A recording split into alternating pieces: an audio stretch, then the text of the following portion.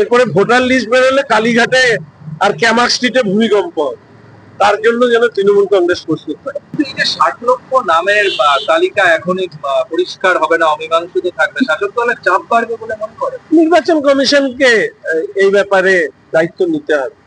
তো আমাদের প্রথম থেকেই পরিষ্কার কথা, স্বচ্ছ ভোটার তালিকা, স্বচ্ছ সরকার। প্রত্যেক ভোটারের, বৈধ ভোটারের ভোট রক্ষা করবার দায়িত্বও যেরকম নির্বাচন কমিশনের, আবার ভারতীয় নন এরকম মানুষরা যাতে ভোটার তালিকায় থেকে ভারতবর্ষের কোনো অন্য রাজ্যে সরকার তৈরি না করতে পারে তার দায়িত্ব কমিশনের।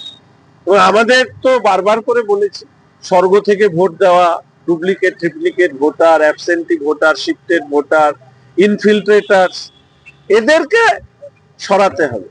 আর অনুপ্রবেশকারীদের রক্ষা কবচ হিসাবে এই রাজ্যের সরকার কাজ করছে। সেই অসহযোগিতার কারণে এই 60 লক্ষ মানুষ, যেটা এখনো ডিসপোজড অফ হয়নি, যেটা বিচারপতিরা ডিসপোজড হবে, এই সমস্ত হয়রানির জন্য যদি কেউ দায়ী থাকে তার নাম হচ্ছে মমতা ব্যানার্জি।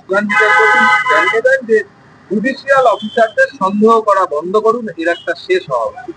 এখনো কি গাল ফর্সা টুকটুকে আছে নাকি রং বদলেছে? আমার মনে হয় লজ্জা, সামান্যতম লজ্জাবোধ থাকলে এসআইআর নিয়ে এবার বারবার করে সুপ্রিম কোর্টে যাওয়া বন্ধ করে।